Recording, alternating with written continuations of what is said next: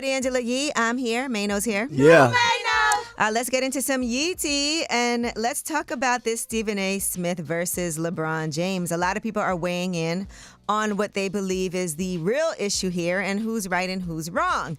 Well, Ryan Clark on the Pivot podcast has some things to say about the privilege that Bronny gets that also goes along with the criticism that he gets. Here's what he said.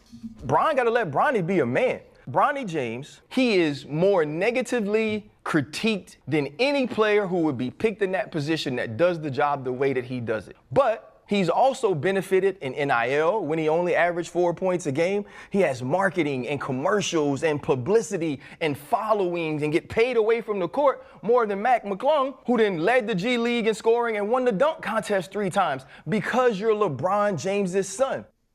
He also says that LeBron running up on Stephen A. does not help the narrative because the narrative was he's there because of you. Now, all of a sudden, we can't talk about him either. So that was his point. I'm LeBron. Right. Yeah. I'm LeBron. I get it, but I'm LeBron. Like.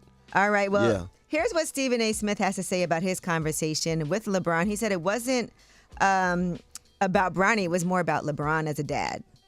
So it wasn't about Bronny. It was about him. Once he said, as a father, that was about him. I don't want to have a critical word about Bronny James at this stage of his career. All right. So, we don't know what's really going to happen, but I know Stephen A. Smith is going to continue to address this. But we don't even know exactly what he said. Mm-hmm. Right? Well, we know what Stephen A. Smith is saying, that I guess he's saying the gist of the conversation was not about Bronny, was about LeBron. Stop talking about my son or else. Playing with me.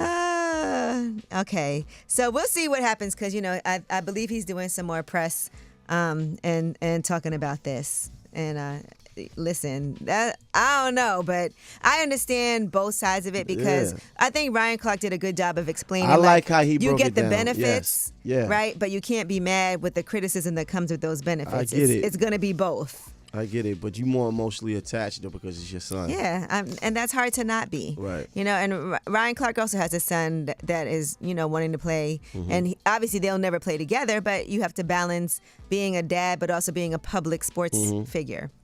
All right. Drake posted, I grew up non-confrontational and always treated this game as a sport where my pen won gold. But these days, the podium has been hard for all of us to ignore. I understand that this next chapter may leave you feeling uneasy, but I hope you see my honesty as clarity, not charity. That answers some questions, especially about the unanswered texts you've been sending me. What does that mean? We somebody, don't know, man. Somebody we don't even know what he talking about. Analyze this. Yeah. We all of these decoders. All he has to do is just keep doing music. Yeah. Like, truthfully, that's it. Just keep doing that. And then lastly, I want to talk about Donald Trump. Now, he is saying this boycott of Tesla is illegal. Tesla sales and stocks have dropped. And he said he plans to buy a Tesla today to support Elon Musk because of the vehicle maker sales and share price. Things are going bad. So he said today he's going to be buying this new Tesla as a show of confidence and support. And does he think that's going to drive the stock back up? Well, maybe his followers will go and then do the same thing.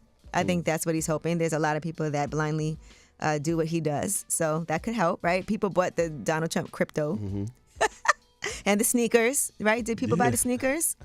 All right. In addition to that, he also announced a 50% tariff on Canadian steel and aluminum imports after Ontario's electricity tariffs came in at 25%. This was Donald Trump's response to that.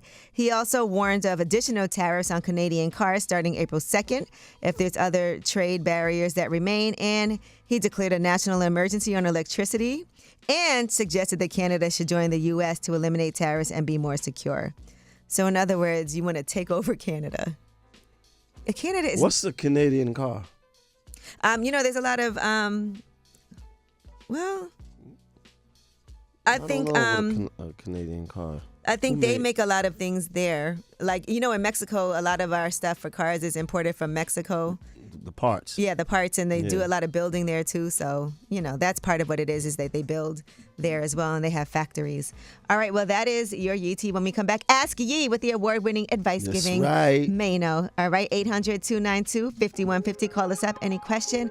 Oh, and here's the legend herself, SZA with Saturn. It's way up.